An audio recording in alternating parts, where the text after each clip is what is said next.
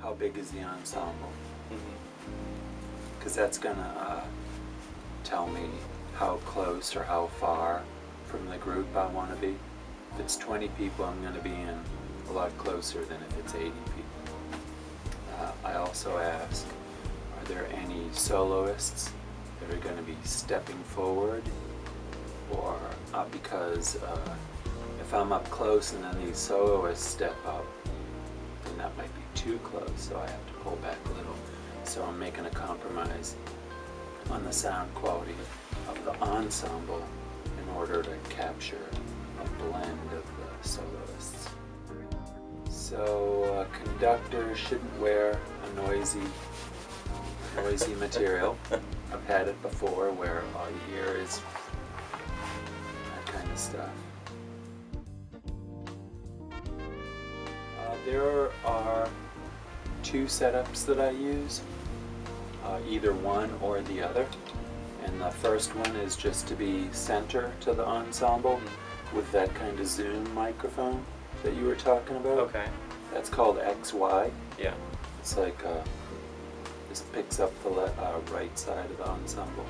This picks up the left side. And so, in saying that, those microphones are not omnidirectional. They don't pick up from all directions. They're already picking up what they're aiming at. So that's called cardioid. So that's a cardioid XY in the center setup. I might also instead use two omnidirectionals in the center, and I keep those ear width apart. Okay. Or the same two types of microphones. I might use the cardioid spread really wide, or I might use the omnidirectional spread really wide. Okay. It depends on if I'm trying to hide the microphones or not.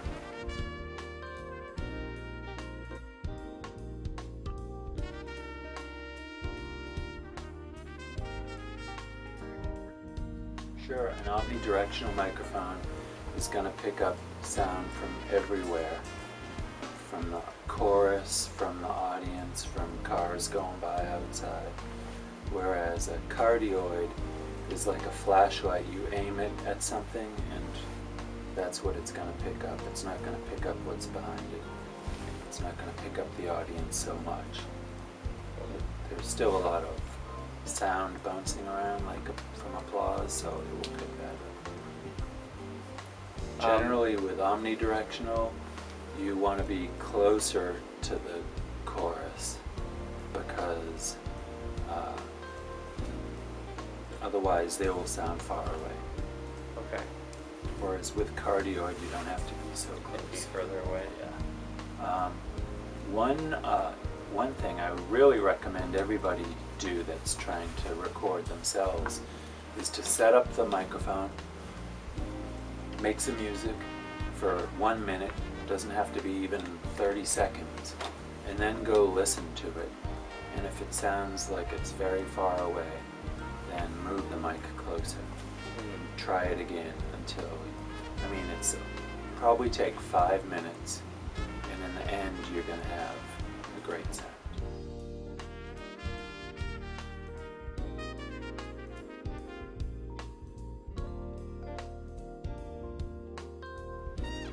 Well, the general rule of thumb is take the size of the group, and that's how far away you should be. Okay. So, for example, if it was just an acoustic guitar, you wouldn't want to be right up on the guitar because you're going to miss all the sound that's going on up here. So you want to kind of go about this far away, which would capture the whole instrument. Okay. Same thing, concept with a choral ensemble. That's a basic rule of thumb. You want to know that what you hear in a hall isn't what the microphone hears.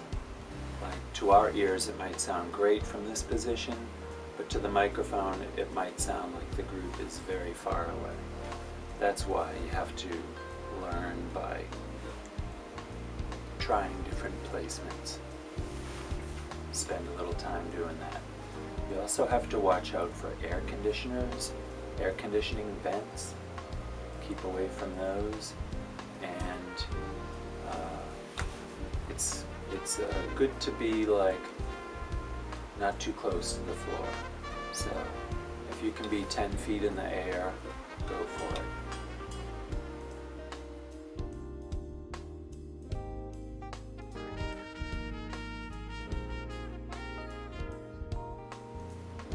Well, if you have four or five or six microphones and the ability to record all those, then yeah, that would be great to capture that.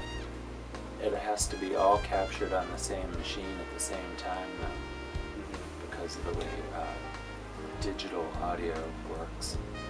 You would have this kind of phasing if things don't match up. Yeah. But you're probably safe with just a pair of microphones. I always encourage people to use as few microphones as possible. Even when recording a rock band, if I can just set up a pair of microphones and like push the piano closer and the drums further back or whatever it takes to make a good sound. And the reason is the best mixer is nature. It's the air in the room. You can close mic everything and bring it into a mixer and balance them out and pan them left and right and add a little reverb, but that's all electronic stuff. It has nothing to do with sound in the air.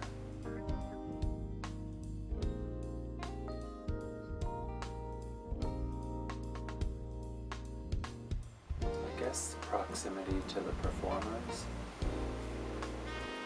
because you often hear too much room noise. I haven't watched too many YouTube videos, but the few that I've seen with choral work, it seems like it's taken from the balcony or something. That's too far away.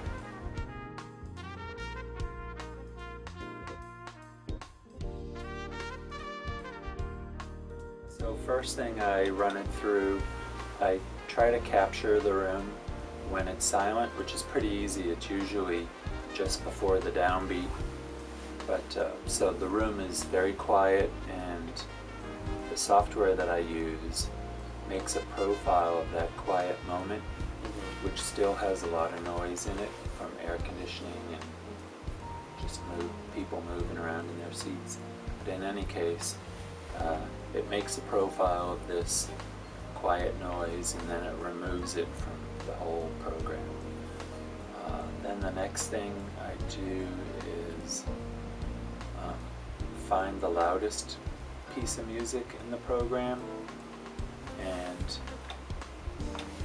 you can let's say the total loudness you could have on a CD is here. We'll call this 0, and everything else is a negative number. So if you're approaching 0 with your loudest piece of music, and it only gets to -6, and then the rest of all the rest of the music is quieter than -6. That means you can move everything up 6 decibels. I'm sorry, that's the value we're talking about, -6 decibels. So now you can boost everything up 6 decibels so that that peak happens at 0, and then everything else is now 6 decibels louder, which is significant. I always ask the conductor, can we have the loudest thing you're going to do today? And they play me the loudest thing, and I don't try to make it hit 0, I try to get it to hit 4, -4. That way, in case everyone gets excited during the performance and they sing even louder, I still have 4 decibels to play with. So then later when I come back here, then I'll adjust everything upward. And that'll prevent you in the end from having to turn up your volume really loud to hear the music.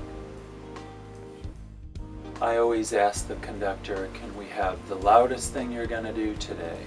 And they play me the loudest thing, and I don't try to make it hit 0, I try to get it to hit 4, -4. That way, in case everyone gets excited during the performance and they sing even louder, I still have 4 decibels to play with. So then later when I come back here, then I'll adjust everything upward. And that'll prevent you in the end from having to turn up your volume really loud to hear the music.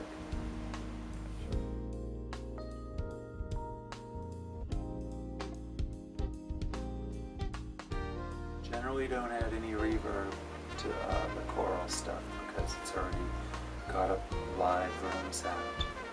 And I will look at the frequency of the overall concert, and if there seems to be like even during a silent moment, I can see that there's this large amount of low frequency stuff that has nothing to do with what the chorus is doing, because they're not doing anything yet.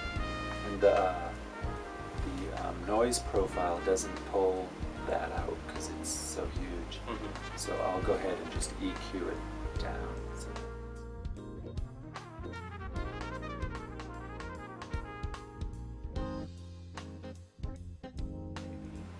I can only think of two.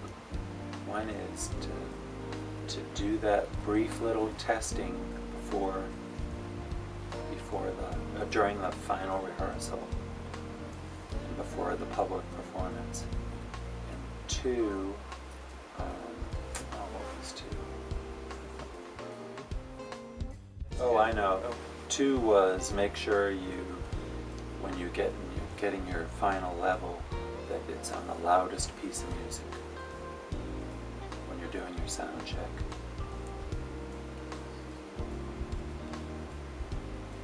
Yeah, if you sound check that loudest piece and it's distorting, you need to turn down your input.